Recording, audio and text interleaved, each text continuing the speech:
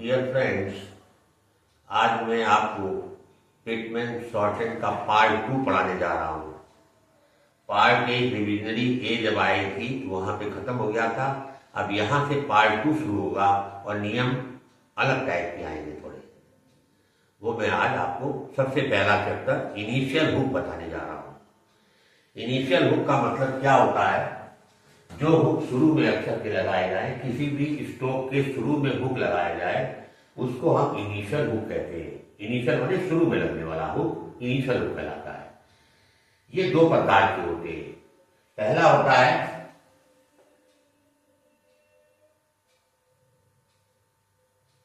Are का hook,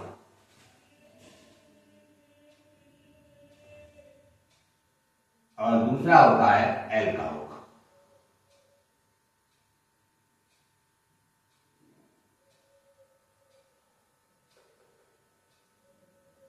ये दो प्रकार के हुक होते हैं। इनको हम इनिशियल हुक कहते हैं। ये हर स्ट्रोक के शुरू में लगाए जाते हैं। इनको सीखने से पहले आपको ये मालूम होना चाहिए कि स्ट्रोक्स कितने प्रकार के होते हैं।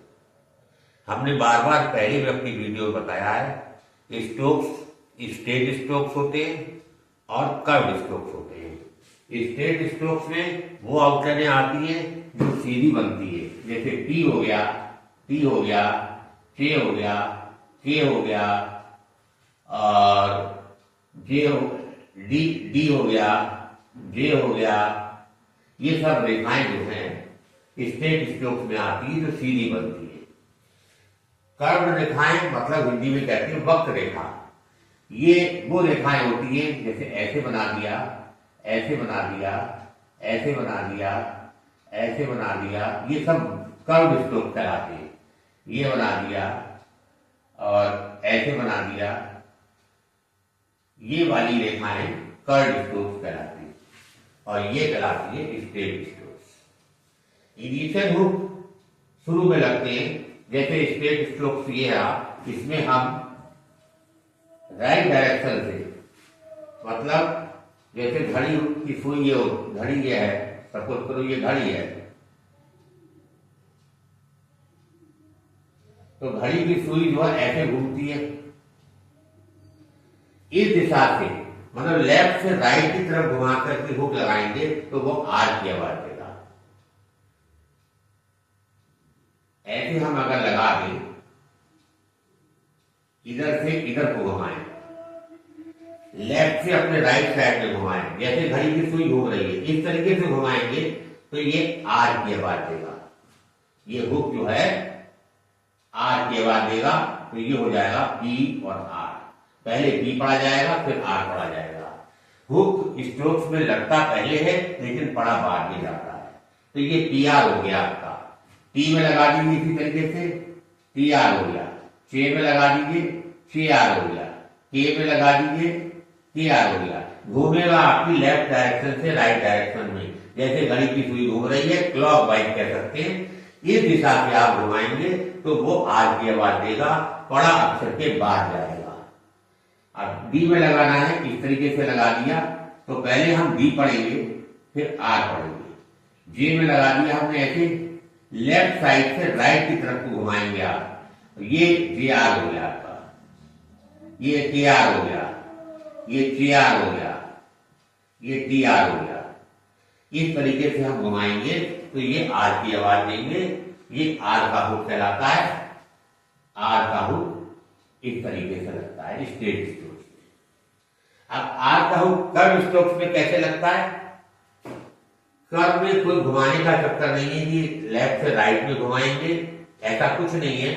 कर्व के अंदर आप छोटा हुक लगा दीजिए, वो आर पढ़ लिया जाएगा। जैसे इत है, इत में इस तरीके से आप लगा दीजिए, ये हो जाएगा इत आर। ऐसे लगा दीजिए, एस आर हो जाएगा। क्या है? वक्र के अंदर होना चाहिए, ये बाहर वाली साइड में नहीं लगेगा। एफ में आपने छोटा हुक कैसे लगा दिया तो ये एफ आर पढ़ लिया जाएगा। इस में ऐसे लगा दिया तो ये इस आर हो जाएगा। एम में लगा दिया ऐसे तो ये एम आर पढ़ लिया जाएगा। एन में लगा दिया तो ये एन आर पढ़ लिया जाएगा। इस तरीके से कर्व स्ट्रोक्स में आर के हुक लगते हैं। फिर से समझ लीजिए, स्ट्रेट स्ट्रोक्स में राइट डायरेक्शन से, लेफ्ट से राइट की तरफ घुमाएंगे और हुक लगाएंगे स्ट्रोक में, तो वो हुक जो होगा आर का हुक होगा। पहले अक्षर पढ़ा जाएगा, बाद में हुक पढ़ा जाएगा। इसमें भी, इसमें वक्र के अंदर, कर्व के अंदर इसमें घुमाने का कोई चक्कर नहीं है कि लेफ्ट से राइट में घुमाना है, ऐसा कुछ नहीं है। देखिए, नीचे से ऊपर घुमा दिया, ऊपर से नीचे आ गया। कर्व के अंदर हुक होना चाहिए। कर्व के अंदर हुक होगा तो वो छोटा हुक होगा, तो वो आर की आवाज देगा। अब मैं समझता हूं कि आपको यह आर के हुक लगाना आ गया होगा, समझ में आ गया होगा। अब देखिए, एक और हुक होता है, एल का हुक होता है। एल का हुक, ये तो आप जो है ये बनाया था मैंने, घड़ी बनाई थी।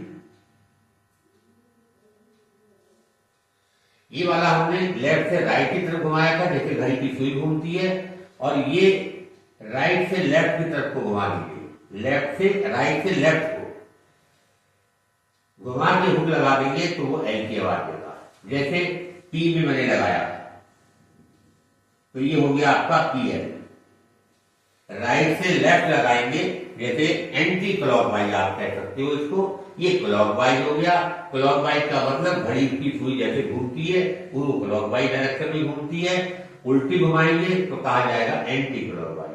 एल का हुक एंटी क्लॉकवाइज डायरेक्शन से लगता है। ये राइट से लेफ्ट की तरफ को घुमा के लगाया जाता है। अब टी में लगाना है तो ये टी एल हो गया आपका। टी में लगाना है, ये टी एल हो गया आपका। के में लगाना है, ये के एल हो गया। राइट से लेफ्ट को घूम रहा है, हर व्यक्ति इधर को, इधर से इधर को घूम रहा है, इधर से इधर। ये वाला इधर से इधर घूम रहा है, के एल हो गया। डी में ऐसे लगा दीजिए तो ये डी एल हो गया। जे में लगा दीजिए, ये जे एल हो गया। इस तरीके से एल के हुक भी लगाए जाते हैं। ये भी पहले स्ट्रोक पढ़ा जाएगा, बाद में हुक पढ़ा जाएगा। पहले पी पढ़ेंगे, बाद में हुक पढ़ेंगे। हुक लगता जरूर शुरू में है, लेकिन पढ़ा स्ट्रोक के बाद में जाता है। जैसे टी एल, टी के बाद एल, टी एल, टी के बाद एल, टी एल, टी के बाद एल, टी एल, इस तरीके से। अब आ जाइए कर्व स्ट्रोक में। एल का हुक कर्व स्ट्रोक में, ये हुक जो लगा रहे थे ये आर का हुक था, इसको हम बड़ा कर देते हैं तो ये एल की आवाज देगा। तो ये हो गया आपका एक एल हो गया। बड़ा हुक लगा देंगे तो वो एल की आवाज देगा। जैसे एस में हमने लगा दिया, एफ एल हो गया। एफ में लगा दिया, एफ एल हो गया। और एम में लगा दिया, एम एल हो गया। एन में लगा दिया, एन एल हो गया। अब आप सोच रहे हो इसमें लगा के नहीं दिखाया। इसमें जो है ये हुक नीचे से ऊपर को बनता है। ये जो है, इस वाला जो है, ये नीचे से ऊपर को ऐसे बनाया जाता है, और ये हमेशा ऐसे ही बनता है।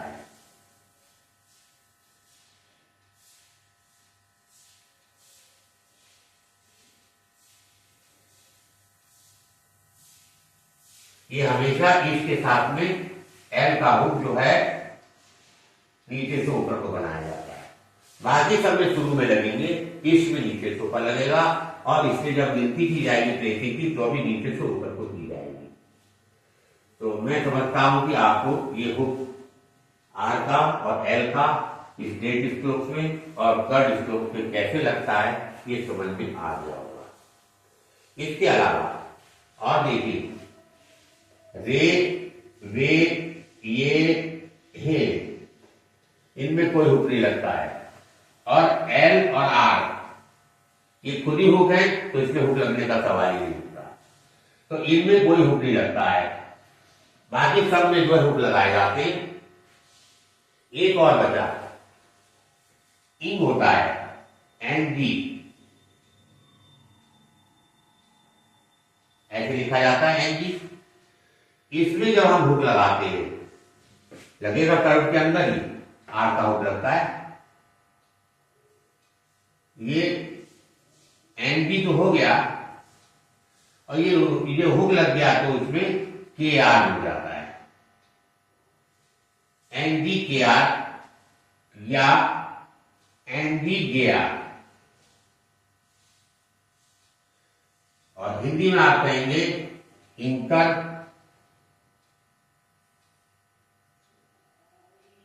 या इंगर,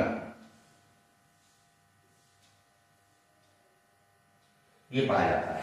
ई की जगह पर आ भी हो सकता है, अंकर अंगर भी हो सकता है, और ये अंकर भी हो सकता है, अंकर भी हो सकता है, अंकर अंगर भी हो सकता है, ये कुछ भी पढ़े जा सकते हैं। एनडी के रूप में जब आर का होट लगेगा तो ये पढ़ा जाएगा। अब क्या है, इसको समझ लीजिए। जैसे आपको सपोज करो ड्रिंकर लिखना है, DRINKER,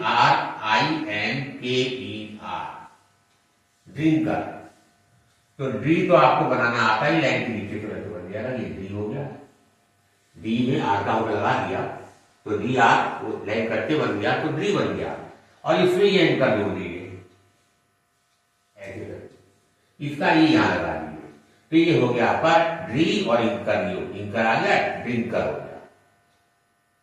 इसी तरीके से टिंकर लिखना है, टी में ये लगा दीजिए, टिंकर हो गया।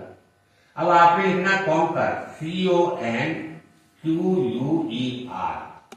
के बनाया पहले स्थान पर, इसमें अंकर लगा दीजिए, ये हो गया आपका कॉन्कर।